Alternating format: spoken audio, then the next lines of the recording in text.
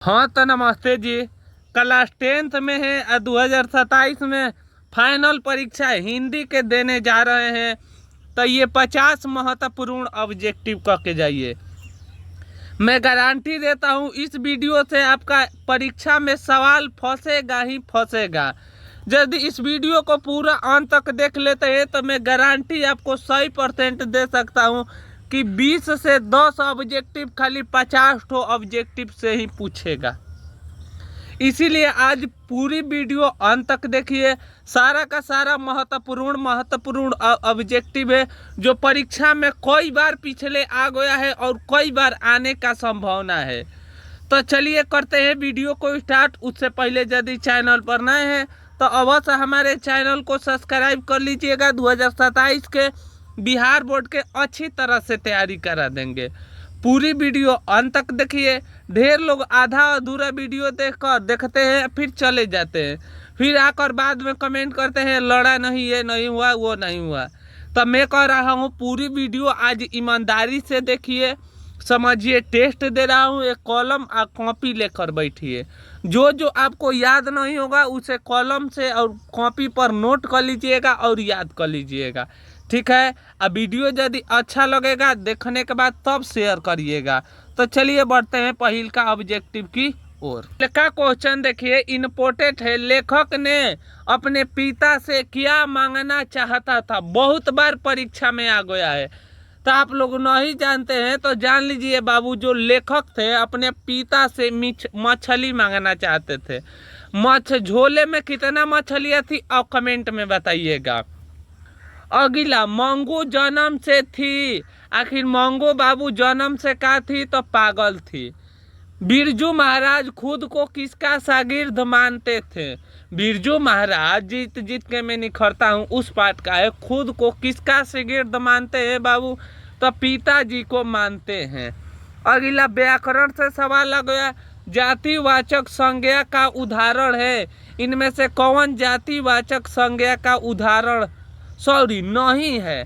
तो देखिए, गाय कह रहे हैं तो पूरा जाति का बोध हो रहा है। नदी कह रहे हैं तो पूरा नदी का, शहर कह रहे हैं तो पूरा शहर। लेकिन विवेकानंद कह रहे हैं तो ये खाली एक आदमी का बोध हो रहा है, इसीलिए जातिवाचक नहीं है। तो चलिए 5 नंबर ऑब्जेक्टिव की ओर बढ़ते हैं। 5 नंबर क्वेश्चन देखिए। सुशीरवाद में शाह की उपाधि प्राप्त हुई है। आखिर किनको प्राप्त हुई है बाबू? ये बहुत बार परीक्षा में आया हुआ सवाल है। तो शहनाई को। कर्मधारय समास नहीं है। इनमें से कौन कर्मधारय समास नहीं है? तो चवन्नी कर्मधारय समास नहीं है। कविता नहीं है। आखिर कविता इनमें से कौन नहीं है? तो याद रखिएगा बाबू, अभिनयो कविता नहीं है। विशेषण की विशेषताएं बतलाने वाले शब्द को क्या कहते हैं? 8 नंबर सवाल जरूरी सवाल है। तो प्रविशेषण कहते हैं। क्या कहते हैं बाबू? तो प्रविशेषण कहते हैं। अगला, संधि के कितने भेद होते हैं? परीक्षा में बहुत बार सवाल पूछा हुआ है। तो याद रखिएगा बाबू, संधि का भेद होता है, मोस्ट इम्पोर्टेंट और VVI सवाल है, 3 होता है। बहादुर कहाँ का रहने वाला है? तो बाबू याद रखिएगा, नेपाल के। रामविलास शर्मा का जन्म कब हुआ था? तो याद रखिएगा, रामविलास शर्मा का जन्म 1912 में हुआ था। परिमाणवाचक है, परिवारवाचक विशेषण है, कौन सी है? थोड़ा सा। ये सुंदर गुण बता रहा है, 4 संख्या बता रहा है, पुराना ये भी गुण बता रहा है, लेकिन थोड़ा सा है जो परिमाण बता रहा है। यहाँ तक आकर 12 ठो ऑब्जेक्टिव का हुआ समाप्त हुआ। 12 में अभी तक आप कितना ऑब्जेक्टिव सही किए और गलत किए? जो जो ऑब्जेक्टिव गलत किए हैं उसे पेन और कॉपी लेकर नोट कर लीजिएगा। परीक्षा में पिछले बहुत इम्पोर्टेंट और ज़रूरी क्वेश्चन है। और कमेंट में हमें बताइएगा आपको कितना ये वीडियो कैसा लग रहा है। अब पूरा जब वीडियो देख लेंगे तो आपका कितना सही हुआ। तो चलिए बढ़ते हैं 13 नंबर क्वेश्चन की ओर। 13 नंबर क्वेश्चन देखिए, ढहते विश्वास कहानी का प्रमुख कौन है? तो याद रखिएगा लक्ष्मी है। अमांगमा कहानी किसकी है? तो दही वाली की है। हजारी प्रसाद द्विवेदी रचित है। 1000 बार नाखून काटिएगा तो 1000 बार बढ़ेगा, तो इसीलिए नाखून क्यों बढ़ता है? अभिनयो किस देश में है? तो बाबू बताइएगा, अभिनयो किस देश में है? तो फ्रांस में है।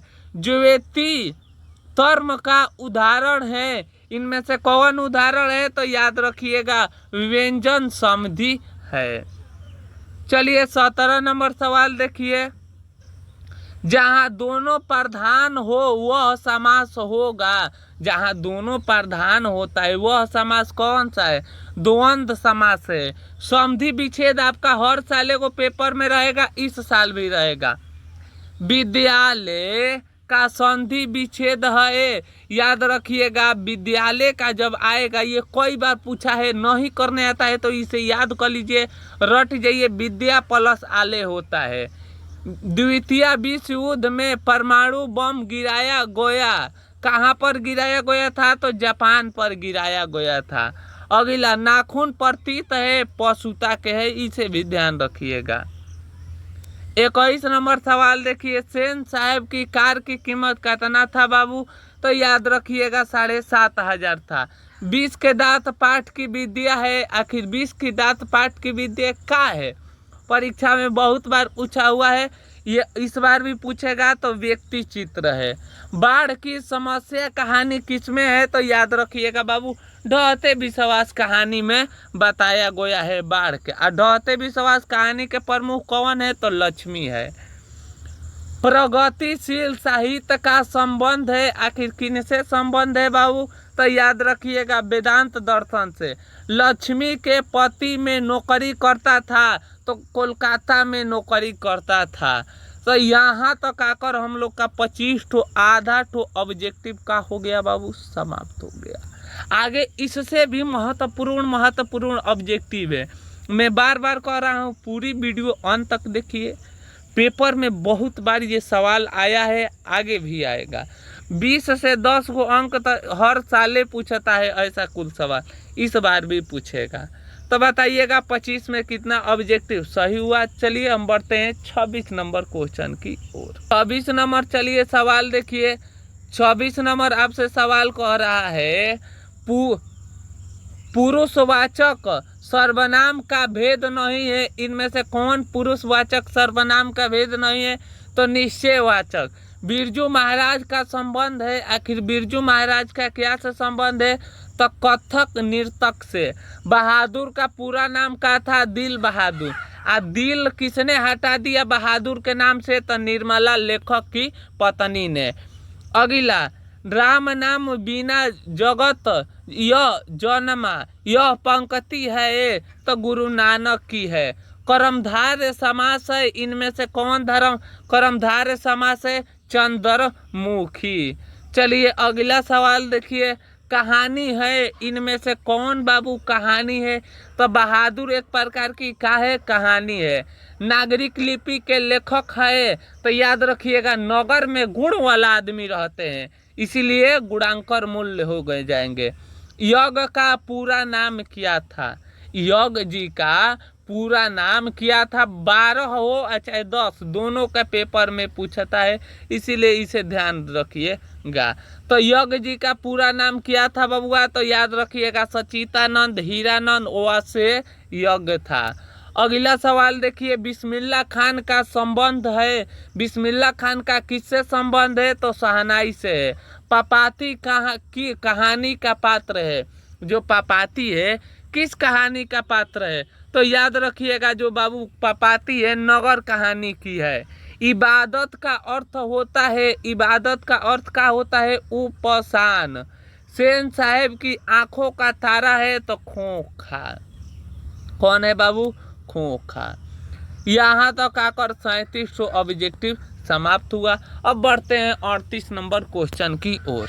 38 नंबर क्वेश्चन देखिए, हिंदी लिपि लिखी जाती है, तो याद रखिएगा देवनागरी लिपि में शुद्ध वाक्य है, ये भी आएगा चुनने के लिए। शुद्ध वाक्य है, इनमें से कौन सी शुद्ध है बाबू? तो याद रखिएगा रोटी ताजी है।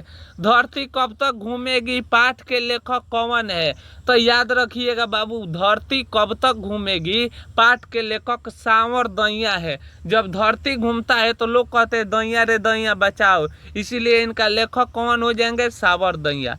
मोटर कार को खतरा हो सकता है किससे? तो खोखा से। ईसा की 15वां 14वां शताब्दी के विजयनगर के शासक पर लेखक की लिपि लिखी जाती है देवनागरी लिपि। बाबा साहेब भीमराव अंबेडकर का जन्म कब हुआ था? महत्वपूर्ण सवाल है और इम्पोर्टेंट सवाल है। बाबा साहेब भीमराव अंबेडकर का जन्म कब हुआ था बाबू? तो याद रखिएगा 1861 में हुआ था। सर्वनाम का भेद होता है, सर्वनाम का कितना भेद होता है? तो 6 भेद होता है। अगला सवाल देखिए, गुणवान शब्द में प्रत्यय है तो लास्ट में बोलने पर आन आ रहा है, तो इसीलिए गुणवान में बोलने पर लास्ट में क्या आ रहा है? वान आ रहा है, इसीलिए इनका प्रत्यय का हो जाएगा वान। प्रत्यय जो लास्ट में बोलने पर शब्द आएगा प्रत्यय, जो शुरू में बोलने पर आएगा उपसर्ग, तो गुणवान में क्या हो जाएगा? वान हो जाएगा। अगला, निम्न में से संज्ञा का भेद है, इनमें से कौन संज्ञा का भेद है? तो बाबू याद रखिएगा व्यक्तिवाचक। हिंदी कविता में प्रयोगवाद का सूत्रपादत किया गया है, तो यज्ञ ने किए हैं। चलिए, 12वीं सदी के केरल के शासक सीके वीर केरलसाय जैसे शब्द लिखी जाती है, आखिर किस पर लिखी जाती है बाबू? परीक्षा के लिए जरूरी है तो देवनागरी लिपि में। लेखक के पिता ने कितने मछलियाँ ले थे? 3 मछलियाँ ले थे, ध्यान रखिएगा। अनुज का उपसर्ग है, तो याद रखिएगा अनुज का उपसर्ग हो जाएगा अनु। यही प्रत्यय पूछेगा तो ज हो जाएगा। शुरू में जो आता है उपसर्ग, जो लास्ट में आता है प्रत्यय। तो चलिए बाबू, कमेंट में अब आपका बारी है बताने का आपका 50 में कितना ऑब्जेक्टिव सही हुए। तो अवश्य कमेंट में हमें बताइएगा अभी तक आपका 50 में वीडियो कितना सही हुआ, आपको ये वीडियो कैसा लगा। चलिए, तब तक ले मिलेंगे एक और नई वीडियो के साथ। हंसते रहे, मुस्कुराते रहे। जय हिंद दोस्तों, वंदे मातरम।